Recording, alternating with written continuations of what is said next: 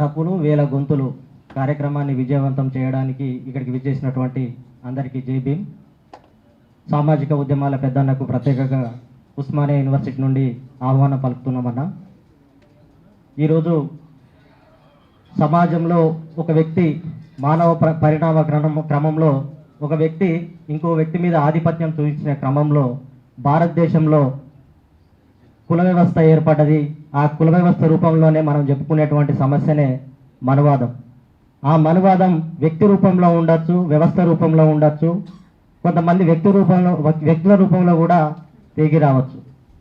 ఈ మనువాదానికి వ్యతిరేకంగా ప్రజాస్వామ్యవాదాన్ని మొట్టమొదటిసారిగా భారతదేశంలో సింధు నాగరికత రూపంలో చూసినాము, జంబూద్వీపం రూపంలో చూసినాము. ఆ తర్వాత బుద్ధుడు, ఆ తర్వాత పూలే అంబేద్కర్ ఆ లెగసీని కొనసాగించడం జరిగింది. కాంశీరామ్ రూపంలో మళ్ళీ ఒక బహుజన రాజ్యాన్ని సృష్టించుకొని మనము మనువాదానికి ఎదురుగా నిల్చోవడం జరిగింది. మిత్రులారా, మనువాదం మన శత్రువు రూపంలో మనకు ఎదురుగా కనపడితే ఏం కాదు. మనువాదం మన దగ్గరికి వస్తేనే ప్రాబ్లం అవుతుంది, మన నాశనానికి కారణం అవుతుంది. కాబట్టి దళితుల రూపంలో ఉన్నటువంటి ఎస్సీ ఎన్ని కులాలైనా కూడా వారి యొక్క వాటాను పొందే క్రమంలో ప్రజాస్వామ్యయుతంగా మన మహనీయులు చూపిన దారిలో తమ తమ వాటాను పంచుకోవాల్సిన అవసరం ఉన్నది.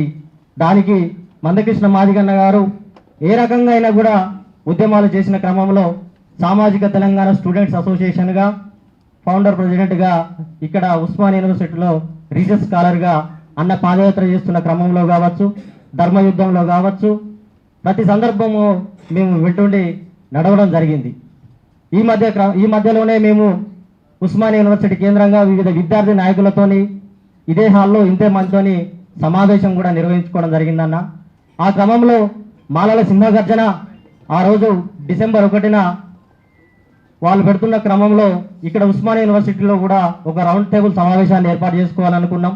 దాని తర్వాత జనవరి 5న విద్యార్థి గర్జన కూడా పెట్టాలని అనుకున్నాం.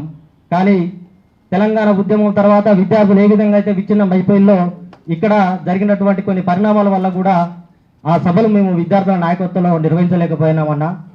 ఈ క్రమంలో మీరు మాదిగా ఉద్యమాన్ని 30 సంవత్సరాలుగా ముందుకు తీసుకెళ్తూ ఉస్మానియా యూనివర్సిటీ కేంద్రంగా విద్యార్థుల కోసము లక్ష డబ్బులు వేల గొంతుల ఉద్యమాన్ని విజయవంతం, ఈ యొక్క కార్యక్రమాన్ని విజయవంతం చేయడానికి మా వంతు శాయశక్తుల ఉస్మానియా విద్యార్థులుగా కృషి చేస్తామని చెప్పేసి, మద్దతుగా ఉంటామని చెప్పేసి ఈ కార్యక్రమానికి చేసినటువంటి వివిధ అన్నలందరికీ మరియు సమన్వయపరుస్తున్న దర్వెల్లన్న, నల్గంటి శరతన్నకి ప్రత్యేక ధన్యవాదాలు తెలియజేస్తూ ముగిస్తున్నాను. జై భీమ్.